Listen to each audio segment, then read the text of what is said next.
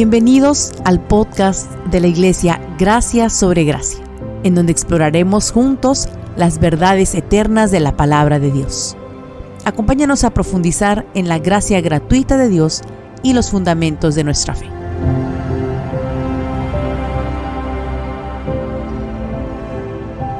La paz de Cristo sea con cada uno de ustedes. Soy el pastor Juan Paulo Martínez. Bienvenidos a este episodio. En la lección anterior estudiamos la diferencia entre el cómo nos convertimos en cristianos y el cómo vivimos como cristianos. Hoy vamos a estudiar algunas diferencias importantes con más detalle. La fe no es una obra o un conjunto de obras. La fe es una respuesta pasiva o persuasión a una proposición o persona. Cuando una persona tiene fe, no hace nada, excepto estar convencido o convencida de que una proposición o persona es verdadera. El libro de los Hebreos define la fe de esta manera. Verso 1. Es pues la fe, la certeza de lo que se espera, la convicción de lo que no se ve. Si usted analiza los conceptos de certeza y convicción, se dará cuenta de que no se trata de ninguna obra o conjunto de obras de nuestra parte, sino de una respuesta pasiva a una proposición o persona. Esta también fue la comprensión del apóstol Pablo en 2 Timoteo 1, verso 12, que dice: «Por lo cual asimismo padezco esto, pero no me avergüenzo, porque yo sé a quién he creído, y estoy seguro que es poderoso para guardar mi depósito para aquel día». El intercambio de palabras en este versículo es muy interesante. Dice, yo sé a quien he creído, e inmediatamente después añade, estoy seguro. La fe es certeza, es convicción, persuasión, confianza y seguridad. De manera que al responder a Cristo con fe, simplemente depositamos en Él nuestra vida y destino. La obediencia diaria, las buenas obras y la fe están relacionadas, por supuesto, pero escuche esto, no son lo mismo. Romanos 4:5 por eso dice lo siguiente: mas al que no obra, sino cree en aquel que justifica al impío, su fe le es contada por justicia. Claramente, una cosa es obrar y otra es tener fe en este pasaje. Las buenas obras dependen de la fe que nos habilita para obedecer, pero la fe que salva no depende de las buenas obras en absoluto, ni para iniciar, ni para permanecer, ni para alterar el destino final eterno de una persona. Acompáñeme por un momento a abrir en las Sagradas Escrituras el pasaje que está en Efesios 2, versos 8 al 10.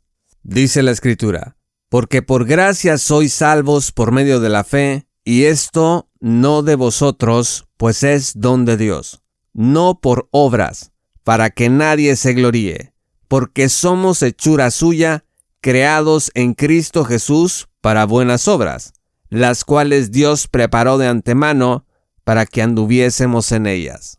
Y aquí quiero que nos hagamos 4 preguntas. La primera es, ¿por qué somos salvos y por medio de qué?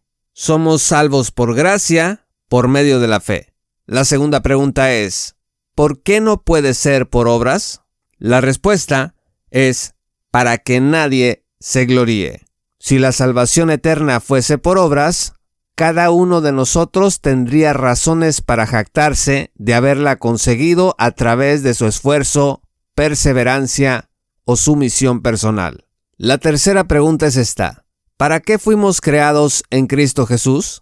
Fuimos creados en Cristo Jesús para buenas obras, las cuales Dios preparó de antemano para que anduviésemos en ellas. La cuarta pregunta y pregunta final es: ¿hay alguna diferencia entre convertirse en cristiano y vivir como cristiano? La respuesta, a la luz de Efesios 2, versos 8 al 10, es afirmativa. Nos convertimos en cristianos por medio de la fe en Cristo, no por obras. Pero comenzamos a vivir como cristianos a través de las obras que Dios preparó de antemano para que anduviésemos en ellas. Estimados amigos, Dios, cuando salva a una persona, prepara buenas obras para que el creyente ande en ellas. Pero su salvación eterna no fue originada en las obras que siguen a la fe, ni tampoco depende de ellas, porque el fundamento de nuestra salvación es la gracia gratuita de Dios.